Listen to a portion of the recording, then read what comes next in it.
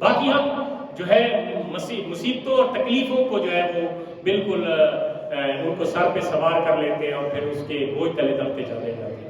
حضرت ابی بن کعب، یہ میں آپ کو آپ کی رغبت دلانے کے لیے، آپ کو دین کی طرف شوق دلانے کے لیے بات کر رہا ہوں، دین کی طرف شوق دلانے کے لیے۔ حضرت ابی بن کعب بہت بڑے صحابی تھے اور قاری صحابی تھے، بہت سونا قرآن پڑھتے تھے، اتنا سونا قرآن پڑھتے تھے کہ بعض اوقات حضور سید عالم صلی اللہ علیہ وسلم خود ارشاد فرماتے ابی ذرا قرآن تو سنا۔ حضرت ابی نے ایک دفعہ عرض کی، یا رسول اللہ پڑھے تھے تو قرآن نازل ہوئے تھے، میں کس سناؤں قرآن؟ فرمایا کہ زینوا اصواتکم بالقرآن، کہ تم قرآن جب پڑھو نا تو تمہاری جو لے ہوتی ہے نا قرآن پڑھنے کی، اس میں جو ترنم ہوتی ہے اور جو لے ہوتی ہے اس سے پھر سننے والے کے دل گم ہو جاتے ہیں۔ پڑھا کرو قرآن پاک، سنا بھی کرو قرآن۔ یہ تراویح جو ہوتی ہے یہ کوئی رسمی تو نہیں ہے عبادت، بندے ان کو رسمی بات خیال کرتے ہیں اور جو پڑھتے ہیں ان کو کہتے ہیں ویلے ہی پڑھی جا رہے ہیں۔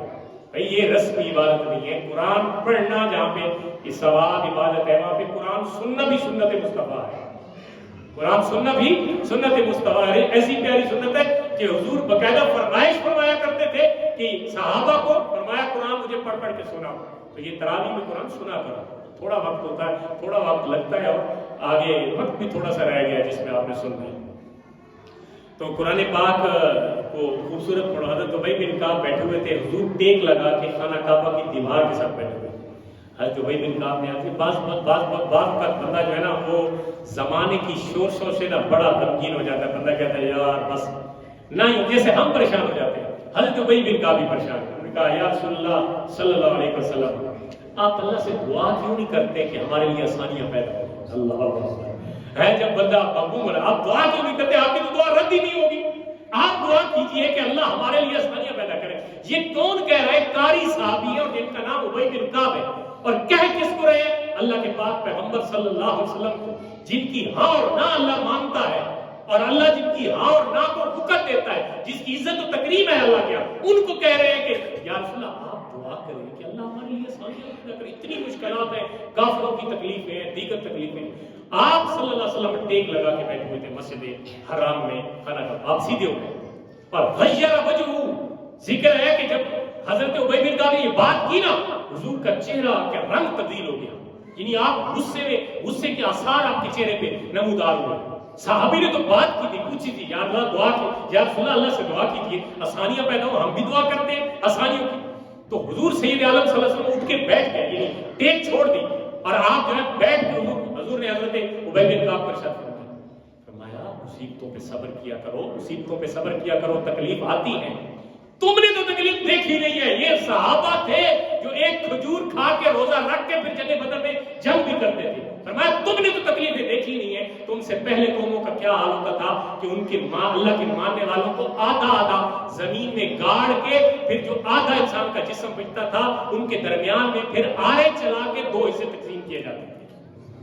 اللہ اکبر، یہ کون فرما رہے ہیں؟ یہ حضور سید عالم صلی اللہ علیہ وسلم حضرت ابی بن کعب کو دلاسا اور تسلی دے رہے ہیں۔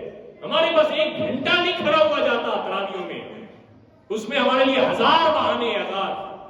کسی کی ٹانگ میں درد ہے، کسی کا پیٹ خراب ہے، کسی کو ہوا ہو جاتی ہے، کسی کے گوڑے خراب ہے، یہ 1000 بہانے ہمارے۔ صحابی کا پتہ کرے جیسے جس نے سوال کیا اور حضور نے اس کے سوال پہ آپ جلال میں آ گئے۔ نے فرمایا تمہیں کیا پتا، تم نے تکلیف دیکھی ہے کہ دین کے لیے کتنی تکلیف ہوتی ہے؟ فرمایا اللہ کو ماننے والوں کے تو وہ تھے جب ان کے ماننے والوں پہ تکلیفیں آئی نا تو آدھے زمین میں گاڑ کے جو آدھا حصہ سر والا بچتا تھا ان کو آروں سے چیر کے 2 حصے کیا گیا۔ یہ ہے تکلیف، کس کے لیے؟ اللہ کے لیے۔ ہم نے کون سی تکلیف اٹھائی؟ کتنی خوبصورت صفحے بچھی ہوئی ہیں جن پہ سجدے کو سر رکھے تو آپ کے سر کو تکلیف ہی کوئی نہیں ہوتی۔ وہ زمانہ یاد کرے، وہ زمانہ جب کھجور کی بنی ہوئی صفحے ہوتی تھی اور 1 سیکنڈ 2 سیکنڈ اگر آپ اپنی زمین ماتھا وہاں پہ رکھتے تھے تو نشان بن جاتے تھے۔ اب تو آپ کرتے ہیں، ڈیمانڈ کرتے ہیں بھائی تلے فومی لواؤ، گوڈے درد کرتے ہیں، گٹے خراب ہونے، یہ تو ہم ڈیمانڈ کر کے لے کے آتے ہیں۔ تو یہ بھائی ہمارا دین ہے، اس میں تکلیف بھی ہے۔ دین نرا پھر آسانی نہیں ہے جو ہم نے سمجھ بیٹھی ہے، ہم سمجھ رکھے دین کے لیے تکلیف نہیں ہے۔